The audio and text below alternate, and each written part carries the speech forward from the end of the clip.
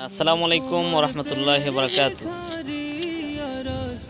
সম্মানিত দর্শক, আজকে আপনাদেরকে দেখাচ্ছি আমাদের নোয়াখালীর ঐতিহ্যবাহী একটা মসজিদ।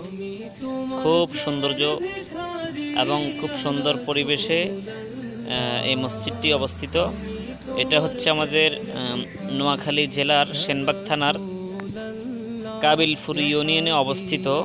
এই যে দেখেন, মসজিদের নাম হচ্ছে হক্কানি জামে মসজিদ।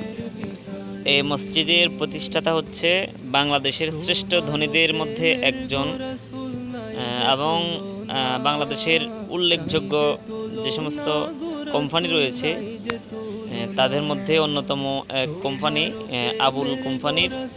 আবুল কোম্পানি নামেই আমরা যাদেরকে চিনি, তারাই মসজিদের প্রতিষ্ঠাতা। এখানে পাশে দেখতে পাচ্ছেন এই যে একটা মাজার আছে, মাজার মরহুম রফিকুল ইসলাম সুফি হুজুরের মাজার। এবং আমার বাম পাশে দেখতে পাচ্ছেন এখানে খুব সুন্দর একটা হেফজু মাদ্রাসা রয়েছে। এখানে আমাদের বৃহত্তর নোয়াখালীর দক্ষিণাঞ্চলের সুবর্ণচর এবং হাতিয়া সহ বেশ কয়েকটা উপজেলা থেকে এতিম মিসকিন ছাত্ররা এখানে আসি পড়ে। আলহামদুলিল্লাহ, আমি এখানে আসি, পরিবেশ দেখে খুব মুগ্ধ। আপনারাও দেখতে আসবেন ইনশাল্লাহ। এই মসজিদটা খুব মনোরম পরিবেশে অবস্থিত।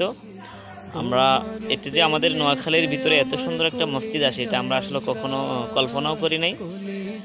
দেখেন, খুব সুন্দর একটা মসজিদ, ভিতরে এসি আছে, তিনতলা মসজিদ, উপরে গম্বুজ আছে। আমি আপনাদেরকে সব কিছু ভিডিওতে দেখাইতে পারতেছি না। এখানে মসজিদের মাঠে সামান্য পানি জমে আছে, তো এখন বৃষ্টির কালে।